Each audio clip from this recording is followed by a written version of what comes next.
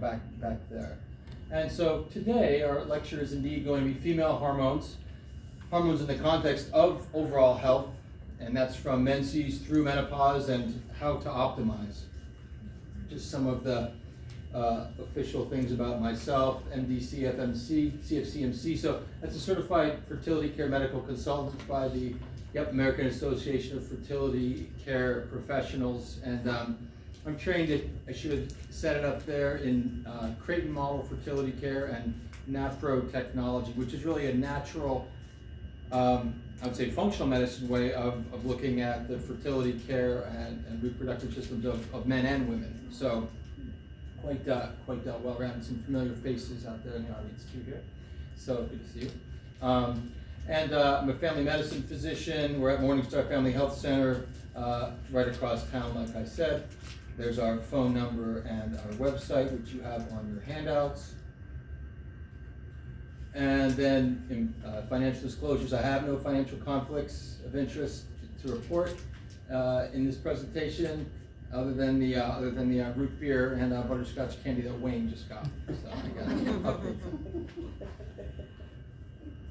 Now, an important disclaimer: this presentation is informational in nature only. The information presented here should not be interpreted as medical advice for you to follow, per se.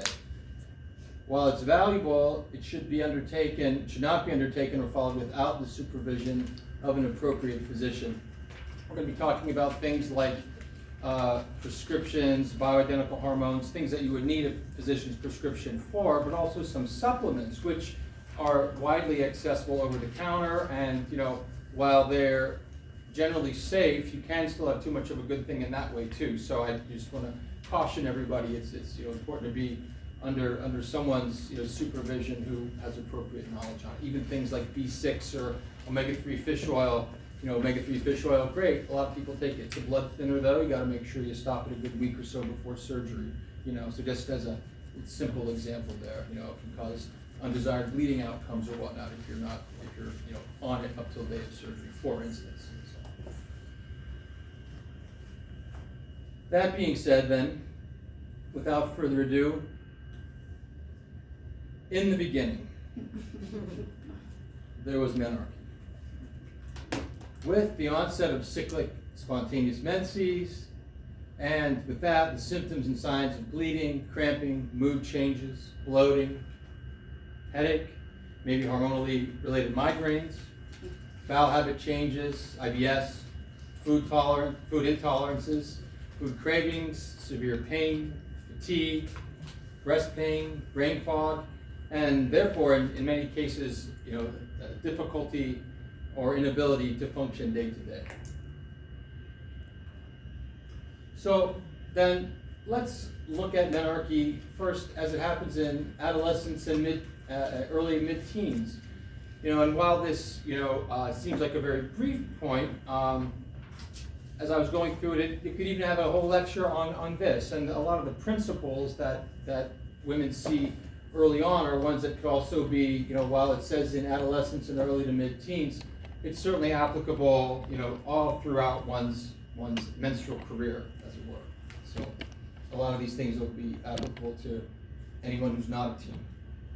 So firstly, though, and for yourselves or people it's regular to be irregular for a time, even for some number of years. We get some patients who come in and say, like my 14-year-old daughter, she's 1 month, 2 months, whatever, asking about hormonal contraception or the pill or something to make her regular. Some people get very zealous about the regularity right up front, and that's really not appropriate. It's totally normal to have some irregularity for those number of years as the system is sorting itself out. Now, that being said, there's also a fair bit of dysfunction that can start early on and be unaddressed for these young ladies also. And so hopefully we can touch on that here and some simple but effective things to do for them. So mood changes, pain, headaches, sometimes difficulty with adjustment to menses and all that comes with it is common. And then often helpful for this, and this again applies to women who are older as well, but it's a mood chart and a number of natural supplements or well-timed over-the-counter agents, such as vitamin B6, which is a natural mood enhancer, works with serotonin, melatonin, and other neurotransmitter pathways, dopamine included. Also helps balance production of progesterone to help regulate that cycle, make it more consistent. So even short of going to some oral contraceptives, something easy and simple like vitamin B6 can be just a nice, easy enhancer and help for younger ladies or even women, again, in early adulthood, mid-adulthood, late adulthood.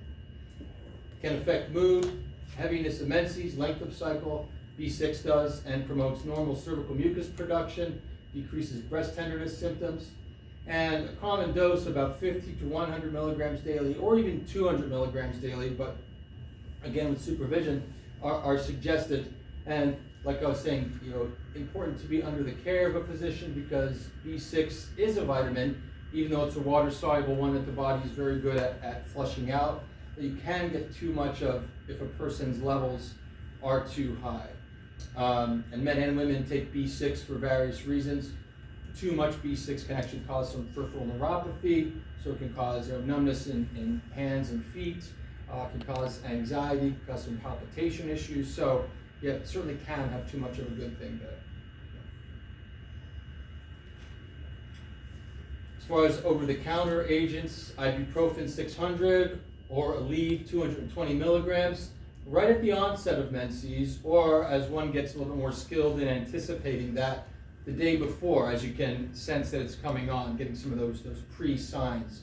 And that can decrease menstrual bleeding, any of those NSAIDs, and pain by 50% or more, even just with 1 to 2 days of dosing. Again, it's kind of precision bombing, if you will, knowing that it's coming on and then nipping those prostaglandins, which create all of those undesired symptoms in the bud right in the beginning. I'm being cautious. You're always saying take with food and a good 12-ounce glass of water because certainly can cause esophagitis or other gastritis issues too. And as I said, especially if given right at the onset, it can really decrease any excess prostaglandin production and then have a much easier next several days. And so again, I think the phrase less is more is used too much, but this is one where it is actually true. Just a couple of doses at the right time can really decrease symptoms and minimize side effects.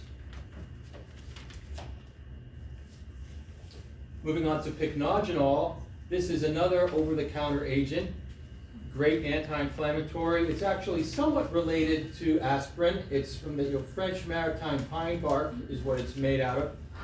So it's in the aspirin family. It's not nearly as much of a blood thinner, but you have to be cautious with that. Again, kind of having this ongoing theme here of these over-the-counter agents are great and usually safe tools, but they are powerful unto themselves too. So you have to use them judiciously.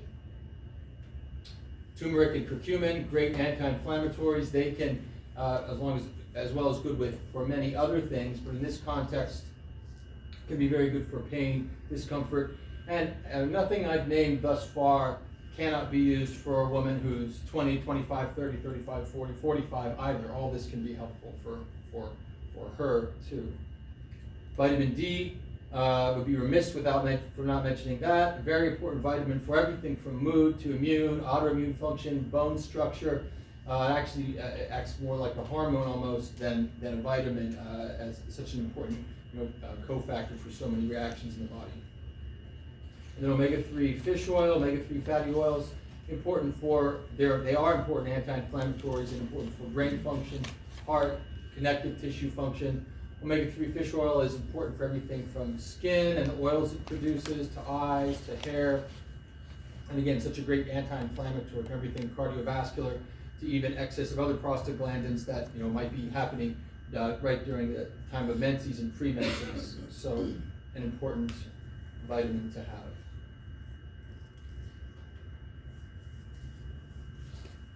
Moving on then to irregular cycles and painful and heavy menses. So dysmenorrhea, painful, or dysmenorrhagia, heavy bleeding. And so, and oftentimes it comes as a not just one of this, but kind of a mishmash that's heavy, irregular, could be both. Some women have the luxury of just having one of these at a time, but oftentimes it's a combination of all this. And there are many different causes to these presentations, this mix of presentations. That includes everything from PCOS, which is polycystic ovarian syndrome, to a luteal phase progesterone and or estradiol deficiency, endometriosis, pituitary adenomas, endometritis, thyroid issues, previous infections, scarring, adrenal adenomas, and vitamin excess or deficiencies, among other causes. We're going to point out some of these and highlight some of these more important causes amongst these, but it's a long list, and as one might expect for this broad category of symptoms that women experience.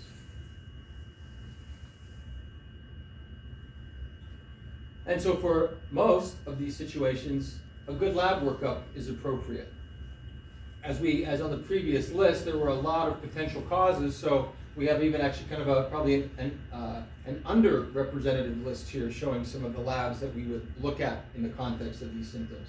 Labs for thyroid, including TSH, free T3, free T4, total T3, thyroid antibodies, didn't mention reverse T3, and there are a number of other thyroid related binding globulins as well. Vitamins and micronutrients, these include many, but B12, folate, iron, vitamin D, iodine, copper, zinc, selenium, magnesium, those are some of the common ones that we will look at. And this, again, as you're starting to imagine here, it's not just all about progesterone or estradiol or testosterone. I haven't even mentioned those yet. We've gotten pretty far here and already looking at a lot of other things. DHEA, which is a building block for all the steroid hormones, from cortisol to testosterone to progesterone to estradiol and all the other estrogens, very important.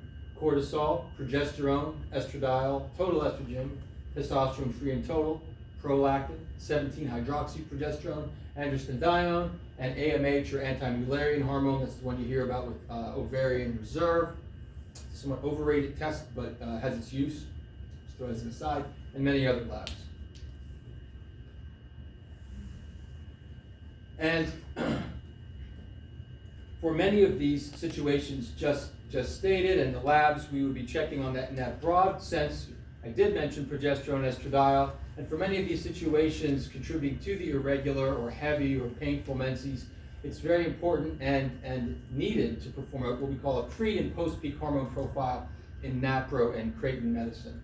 And AKA, what's that? That's looking at the hormones around the time of ovulation, the pre-peak or periovulatory labs around time of ovulation, and then the time after ovulation or the post-ovulatory, post-peak, post-ovulatory luteal phase hormones. And that's because ideally, a woman's hormones should look like this at various points in her cycle. And this is a familiar graph to many of us in medical school, and some of the colors don't quite render real well here. And I think, Lane, I think my laser, I have to kind of, these fancy screens don't quite, they're not as friendly, the old whiteboards are good. So I'll just use the old-fashioned here, where in the first half of the cycle of the follicular phase before ovulation, we see a very low estradiol. Estradiol is this pale-looking one right here. And it's low throughout the beginning, and then it goes into a crescendo, decrescendo, and then a second smaller roller coaster bump, and then down. And right as this estradiol is starting to go up, it in turn causes the LH spike, the LH surge to happen right at the end of the crescendo there of that first estradiol peak. That LH surge causes ovulation to occur. That LH surge in turn causes progesterone, which is low the whole time, and it's this green one here, to then have its own crescendo at the end, matching and somewhat usurping, but matching this second smaller estradiol crescendo. And that delicate balance of the hormones is really what helps facilitate normal fertility as well as ideally not too many symptoms, not excessive pain, not excessive cramping, not excessive bleeding, and having a predictable type of menstrual cycle. And so quite often it doesn't look like that. And our goal is how do we find that? We actually check blood samples right around that time of ovulation or when it should be happening, and then also later in the cycle to get just a good look with a few data points, a few blood draws to see if that pre and post peak hormone curve looks as it ought to, or is out of proportion. Estrogen's too high, too low, progesterone's too high, too low, and how to optimize that, how to make it look more like that curve ought to. So that's working with natural bioidentical hormones to optimize a woman's cycle as the next step of treatment, or how to optimize that. For instance, prescribing post-peak, post-ovulatory progesterone in the case of low luteal phase progesterone helps regulate the cycle and decrease pain and heaviness of flow. It's so common that we'll have women who have had irregular and or just painful periods, heavy. They start this progesterone in a cycle or two. They're much more regular. The menses is shorter. There's less bleeding, less pain, and even things like mood and whatnot improves. Sleeping improves, things of that nature. So just by the nature of what the menstrual cycle is, every woman has some degree of these symptoms, but it's on a scale, and some women are on the kind of easy or average side there, and then others are really on the extremes of having a lot of symptoms, and so often that correlates with having a non-optimal looking progesterone estradiol curve. So comparing that to your peers with some actual data is what Creighton and NaPro is all about, what functional medicine for the fertility system is really all about. And regarding fertility, luteal phase progesterone deficiency is one of the most common reasons for early miscarriage. A low luteal phase progesterone results in a short luteal phase, which doesn't allow time for that embryo to implant and and then be carried to term. So a lot happens in the beginning there based just on the optimal amount of progesterone being present or not. So prescribed progesterone is the conclusion there. Similarly, if estradiol and progesterone are both low in that luteal phase, then giving post-ovulatory HCG, it's a superficial sub-Q injection, increases both the estradiol and the progesterone. I was talking there as if progesterone is the only player. It's often the first player and the most frequent one that is deficient, but there are many subtypes of luteal phase deficiency that involve both estradiol and progesterone, and then an agent like HCG is very useful there. I feel myself getting dry.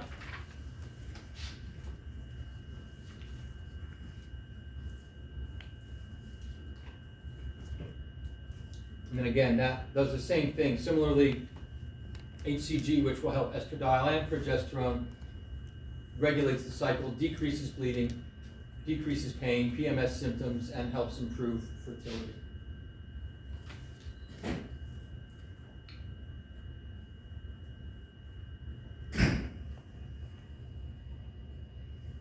So, still on the topic of irregular cycles, painful, heavy periods, it could be simply because of an imbalance, a non-optimal pre or post-peak hormone profile, estradiol and or progesterone. But even separate from that, maybe those hormones are just fine, just optimal. But inflammation from endometritis, which can be an oftentimes undiagnosed subclinical infection where the woman's not really noticing any pain, she doesn't have any fever, she's fine, most of the month except around times of period. And then at that point, this low-grade infection of the uterine lining, right when it's becoming more active, of course, then gives her symptoms. And so, it also could be, in association with this progesterone issue, and also, just because you get one thing doesn't mean you can't get two. Hey, it seems like illness is an opportunity for everybody here, So treating with antibiotics is what you would do. And then one easy thing to observe is for something called tail end brown bleeding at the end of the cycle before one's next menses. And if, women sometimes will notice, oh yeah, like just a common conversational, discovery of like, I have my menses, it's all normal, but then you delve a little deeper and I do have some spotting in between, some brown bleeding. And then, or even at the end of one cycle, most cycles I'll have a little bit of brown bleeding before I actually go into menses. And that, along with some inordinate amount of discomfort and other symptoms I've been discussing, can be pointed to something like endometritis. So in addition to looking at the hormones, it can be very valuable to do a vaginal culture, endometrial culture, and send that off and see what comes back as far as certain type of bacteria. Ureaplasma is a very common one, and very ordinary antibiotics like azithromycin or doxycycline, etc., can be just used to treat that. So we're not talking about anything exotic here. Just maybe a little bit longer sometimes than you would, have it for an upper respiratory infection or strep throat or bronchitis. Observe if pain improves, and then observe for improved fertility and then lower miscarriage rates. Because again, endometritis, inflammation of that uterine lining, can be a big contributor to early losses. At other times, inflammation from another cause, endometriosis, which is the growth of endometrial tissue, normally supposed to be only inside the uterus, but now abnormally outside the uterus, somewhere in the abdominal, peritoneal, pelvic cavity. And it can be on the outside of the uterus, on the outside of the bladder, small intestines, even on the diaphragm, it can be on the ovaries, and a number of other structures in the abdomen and pelvis.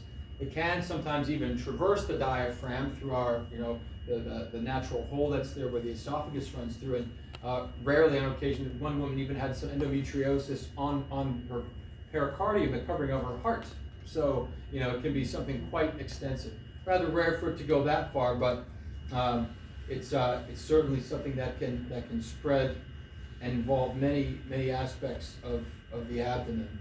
And so it's a terribly frustrating condition, often worsening with age from teens through the 40s, where it might be present when somebody's 16, 18, 20, but the symptoms really start to become more pronounced in mid-20s and later 20s, often frustratingly when women are trying to start and have families at that point. And then it's becoming worse. It's actually causing greater inflammation, which can, as you'll see in a moment, can affect things like ovulation and fertility, so making it more difficult to start that family than if she was starting it when she was 16. But that's not, been a cultural place where we're starting families, in this century.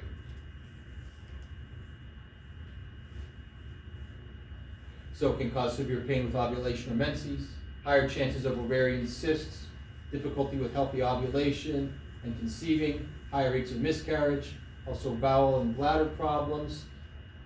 Women often complain about IBS, but it's only around the time of menses. And that's just one of the questions we ask. Do you have any sort of GI symptoms that are mostly not there, but maybe get worse right around menses? And then they're very quick to pair that and say, yes, that is, a matter of fact, never thought of it that way, but it seems to be always pre-menses. I thought it was just part of my regular cramping, but no, other women don't have bowel stuff at that time? Like, well, no, not really.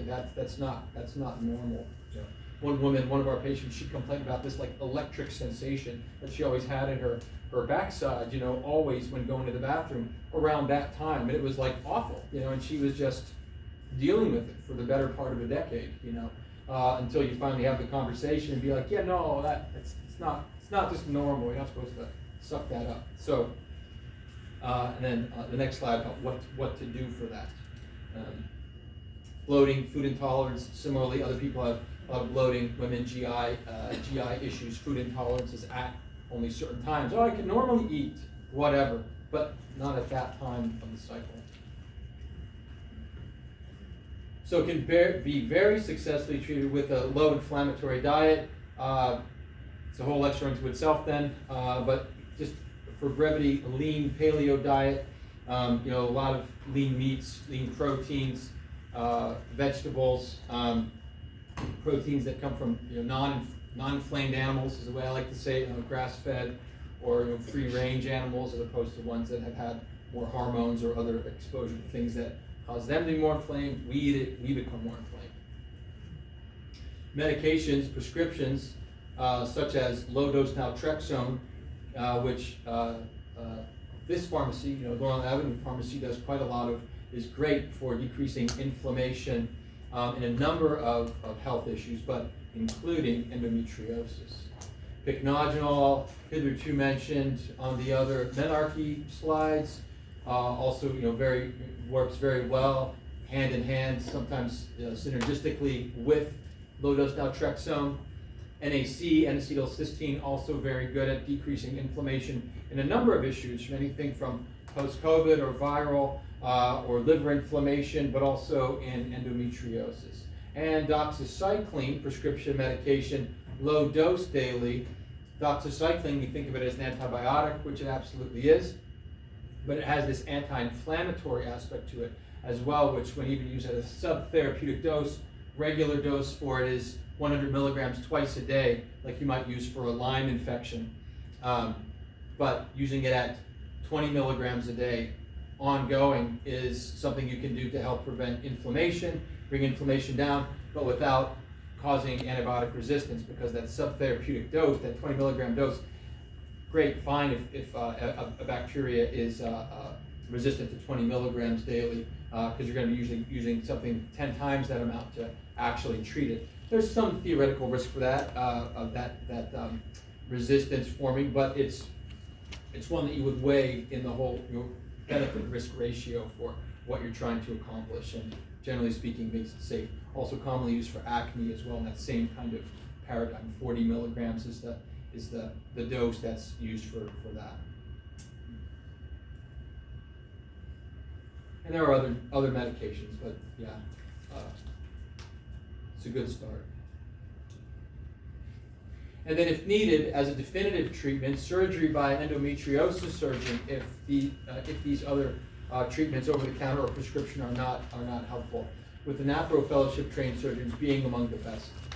Some are non-NaPro fellowship trained, they're also very good, but there's quite a continuum of quality there. Just because someone says they're an endometriosis surgery specialist doesn't mean you're going to get the same result from one to another. I think there's a tighter homogeneity in good quality with those NaPro fellowship trained surgeons. Dr. Naomi Whitaker by name, one who is up in the Carlisle area, great, she's excellent. And a lot of her colleagues are, they tend to cluster around the best there. There are also some other good ones who are non-NaPro trained up in New York, down in South Carolina. We have patients that range across the country, and we hear about their results, and they do good work for us as well. Still, on irregular cycles, painful, heavy cycles, polycystic ovarian syndrome is something to mention as a contributor or cause to this.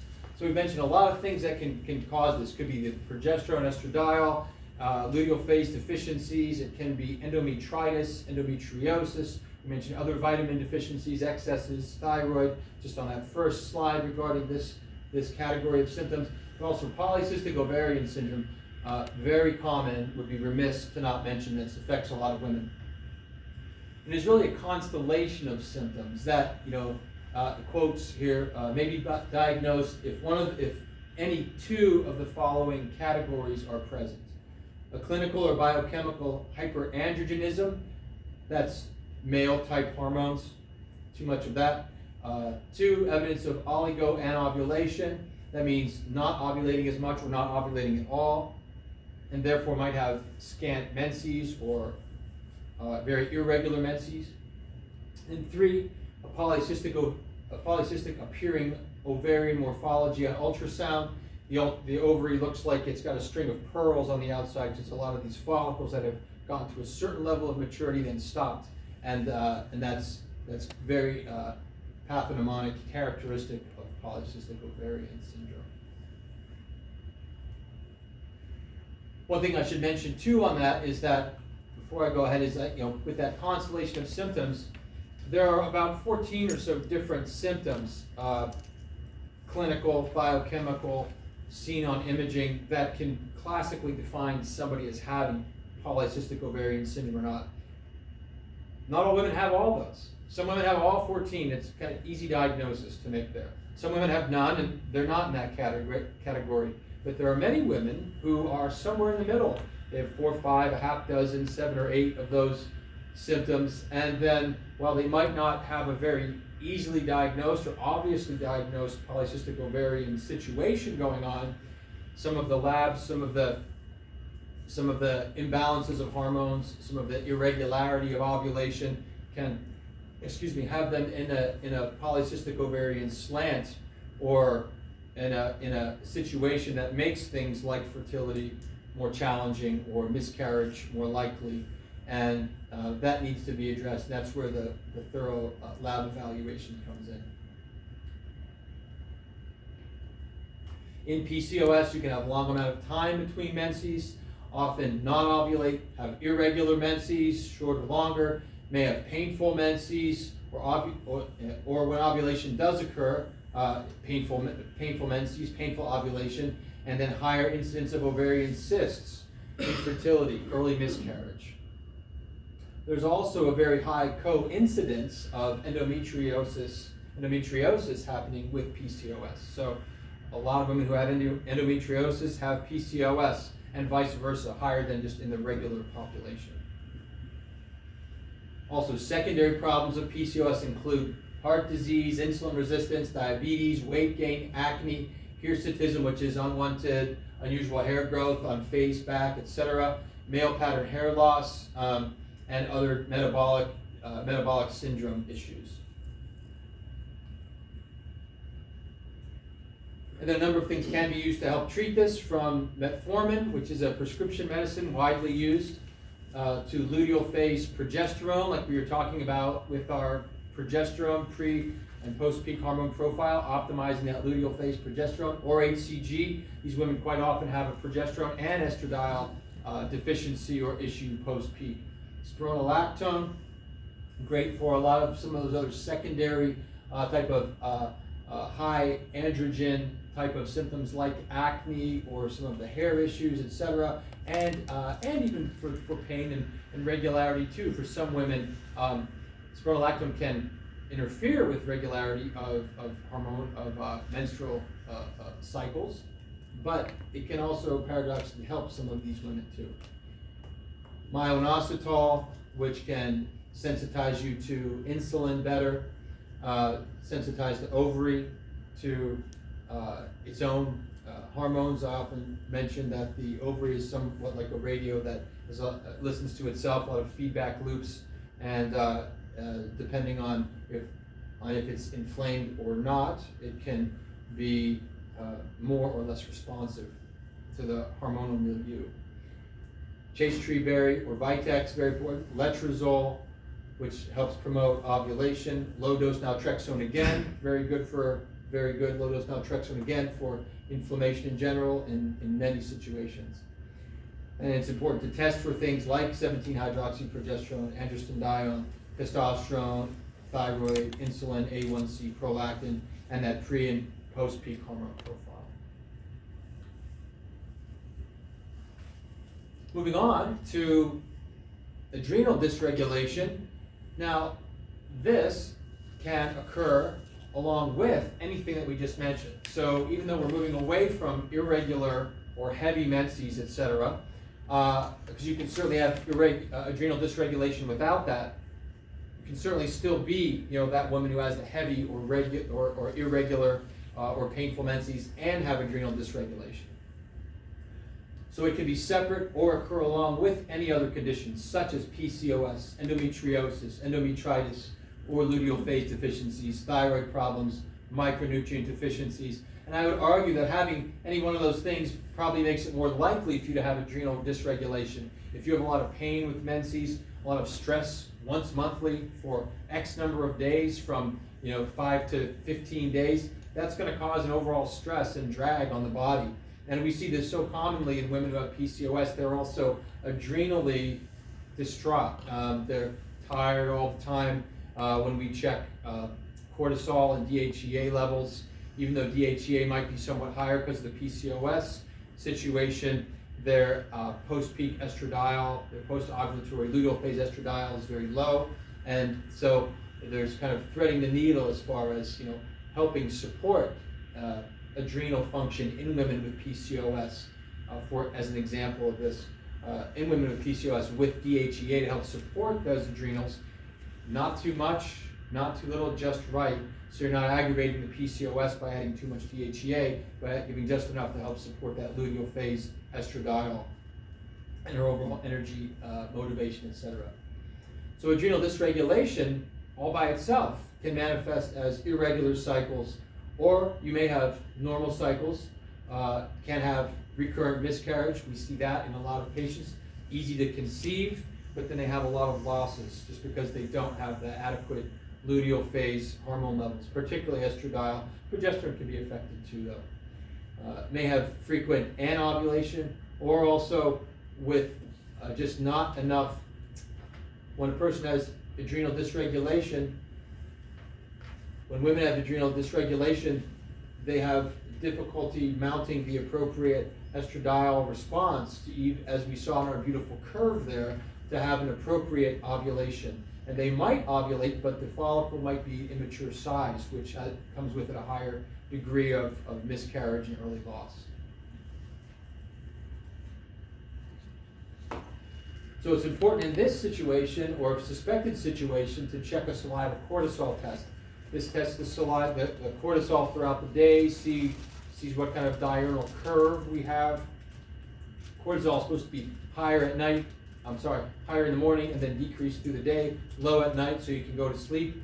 Sometimes we see that curve all over the place, very high in the morning, drops off sharply, and then rises in the evening again, making it difficult to go to sleep and causing that same cycle to repeat itself. Or low in the morning, rising slowly through the day, high at the end of the day. Again, something that contributes to its ongoing non-beneficial nature, but hard to get out of.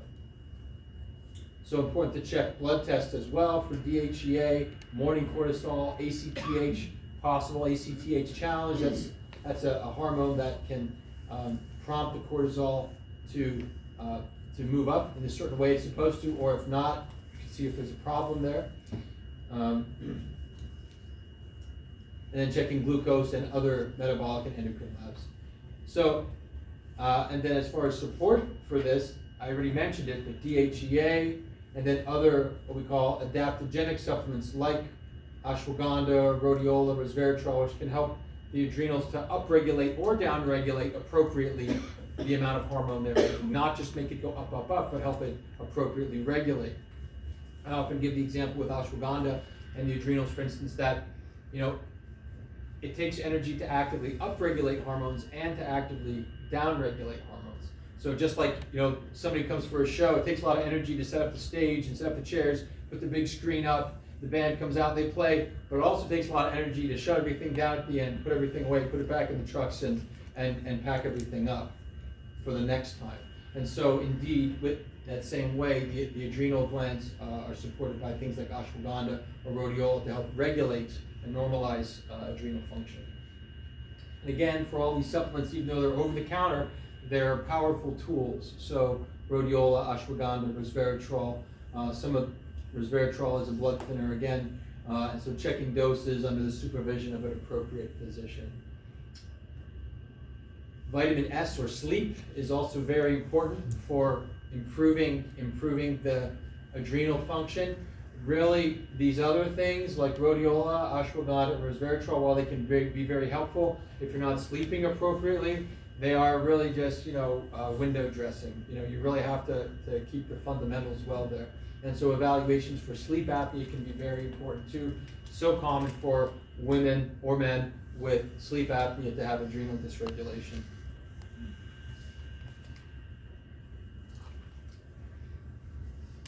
And as I placed it in context before, one can support the adrenals in the midst of other treatments for the specific problems like PCOS, luteal phase deficiency, etc. So doing things like the DHEA, like the sleep study, in addition to treating with the metformin for PCOS or the progesterone or HCG for that luteal phase deficiency. And then as it relates to fertility, as I mentioned in the previous slides, fertility is affected by all of these conditions.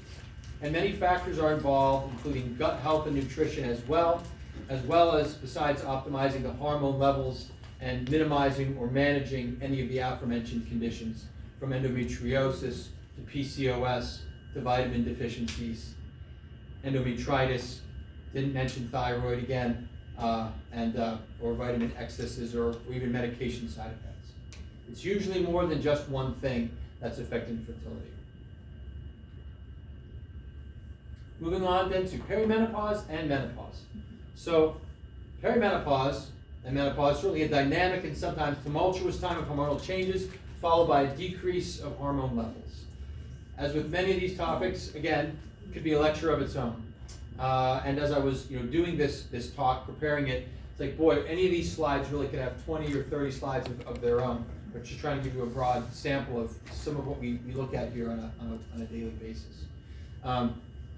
Women have a broad difference in their lived experience of these hormonal changes too. Some women go through perimenopause and get to menopause and it's not a big deal. Others, it's really quite a change in mood. They don't even recognize themselves as a person. Everything from their mood to personality to body appearance to bleeding to pain, is all over the place. Sleeping issues.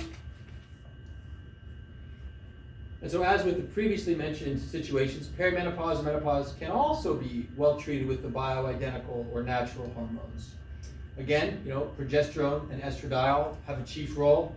And during perimenopause, for instance, daily progesterone at a somewhat lower oral dose than we might use for those women seeking better fertility in the luteal phase, say 200 milligrams. We might use a lower dose, like 100 milligrams daily, while monitoring the progesterone level to make sure it's where it should be compared to your peers. It can greatly smooth out the ups and downs of perimenopause. So progesterone can act as a great sort of iron, to get the wrinkles out of what's the ups and downs there, and just, it doesn't take away the symptoms. We're not trying to do that, but some of those peaks and valleys can get lowered or brought up, so it's more of a smooth day to day. Progesterone and estradiol can help with mood and vasomotor symptoms, as well as help with maintenance or modest improvement of bone density. That's in perimenopause or menopause. Women are having lower bone densities earlier and earlier here, depending on how our previous diets have been. Too many sodas, things like that. Although that tide is turning, women are a lot more aware of that now. And we monitor estradiol and progesterone to make sure that they're inappropriately in modest, appropriate ranges for age, normal for your peer group. We're not looking to change the levels dramatically and do anything which is superhuman, and with also accompanying dangers there, side effects of hormones being too high or too low. Although I must say, even that the bioidentical hormones, the index of risk compared to things like oral contraceptives or other synthetic hormones, very low, very much lower. Not really any studies that have seen or shown any blood clot risks or such with bioidentical progesterone, for instance. Testosterone, lest we not mention it, can also be added in modest amounts to help with energy and metabolism, and also monitored again to make sure it's appropriate for your peer group.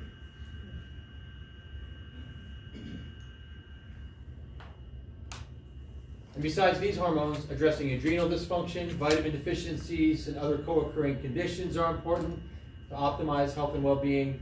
So, in summation, from DHEA to vitamin D, B12, folate, omega-3 fish oil, and CoQ10, besides the prescription progesterone, estradiol, testosterone that I mentioned, they're all important for optimization during perimenopause and menopause. thank you very much for your kind attention.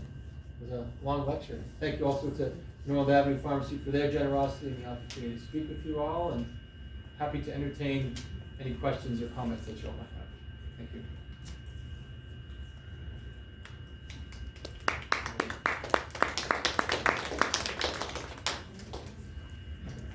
So, yes, it was broad and long after a while. I was running out of voice. Yes, ma'am, go ahead. So, in my experience so far, I'm on bioidentical hormones, but my insurance does not cover those. Why is that? Oh my, that's a broader question. Well, certainly, actually, some medications that are they compounded, by the way, or no? Are they from, like estradiol, for instance, you can just get from Rite Aid or CVS, or Norland. I mean, they have the non-compounded as well. It's a patch. It's often covered. It depends how it's coded. Progesterone also, micronized progesterone, 200 milligrams is another prescription that you can just get from any pharmacy, compounded or non-compounded. They have it at Norland. They have it at the CVS's and whatnot. So, yeah. Is yours just from a non-compounded pharmacy? I'm actually prescribed by a doctor. Yeah, right. And where are you picking it up at? It comes from MedQuest. It's mailed. He calls it into MedQuest, and then it's mailed directly to me. Sure. Now, typically insurances don't cover compounded prescriptions. So, I mean, there are commercial. Dr. Eddie's saying commercial bioidenticals, but they're limited in their formulation. So like if you're getting a compounded cream, you're not going to get that as a commercial product, and so most insurances don't recognize that. So they is don't MedQuest compounding? I take them orally, all the ones that I take, estradiol, progesterone. Yeah. I could take a look at it with you. I mean, yeah, most of the compounded ones, like Wayne was just saying, might not be covered. That's why I was asking: is it a compounded medicine, or is it a standard brand? Micronized progesterone or estradiol patches, for instance, are usually covered. Sometimes limited formulations, as Wayne mentioned. There could be they have a certain food dye or whatnot. A person might be sensitive to, or other topical certain creams and whatnot. I mean, there's not a progesterone prescription brand available.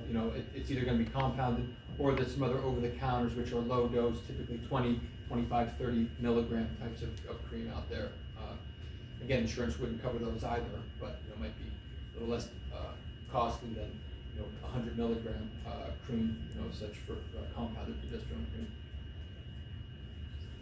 Question on that one, and yes. Maybe you can't say, but what's the cost range if somebody were to want to do or start this? And does this need to be prescribed by your OBGYN? Like, how do we get that prescription and tested and all the things that you? right. I mean, you need cost, I speak to cost. You can talk about prescribing it, but I mean, it's going to be variable. But in general, at Norland for compounded hormones, we do it based on day supply. A 30-day supply is usually going to be about $40. 60 days is going to be a little bit cheaper at $60, and then a 90-day we usually do around just over $80. So yeah. Yeah, so different compounding pharmacies have different rates for that, and sometimes, right, I mean, Norland does a really nice job with that, keeping it affordable for people. As far as being prescribed, general medicine, internal medicine, family medicine, OBGYN, reproductive endocrinology, even, there's not really a limitation on that. It really just depends on where your general practice is.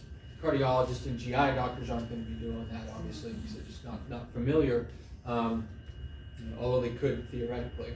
So has the science improved? Because I know, like, if you would have talked about this 30 years ago, they'd be like, yeah, you could end up with breast cancer or some other things because you're taking hormones. Is that a change over time? Yeah, so two things. There was a 2004 hormonal replacement therapy study, which first of all talked about the big conclusion from that was that you have increased risk of cardiac risk factors, MIs and such, as a result of doing it. They were expecting it to be, this great improvement, but no, it was the opposite.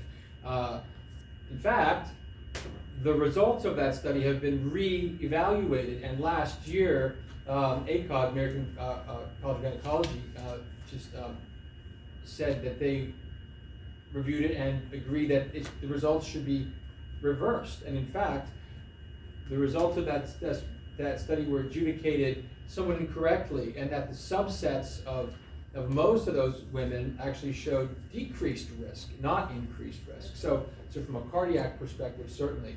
Then also from a breast cancer or ovarian cancer risk, for instance, looking at that, one has to, that's a patient-by-patient evaluation.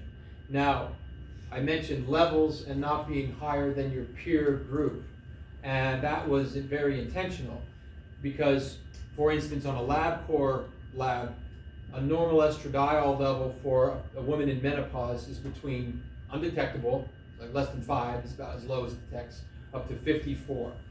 And so there's obviously a wide range in there. There are some women who are in menopause who are sitting at a 45, 50 on nothing.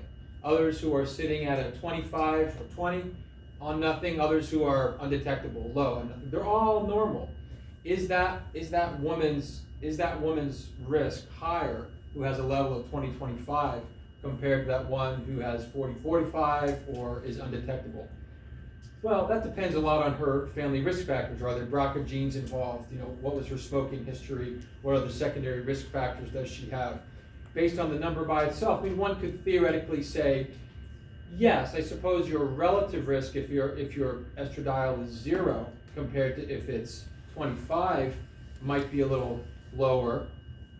However, on the absolute risk, I use the example, if one's relative risk is if one's risk is 1 in a million that you'd have breast cancer, and then you raise your level of estradiol from 0 undetectable to 25, still very much within the norms there, then we could say we've doubled your breast cancer risk, for example. And oh my, well that means it's 1 in 500,000 chance now, You could and so depending on how you phrase it, we've increased your risk by 100%. It's doubled. It sounds pretty terrible. But to say, yep, there's a 1 in 500,000 chance now compared to a 1 in a million chance, you say, well, but if it helps with my mood, my cognition, my bone density, and by the way, didn't mention it here, we're going to check some urine metabolites, some midway hormones that show if you're at a higher or lower risk for having cancer-producing intermediates, then we can better guide you too if there seems to be a higher chance with those estradiol intermediates.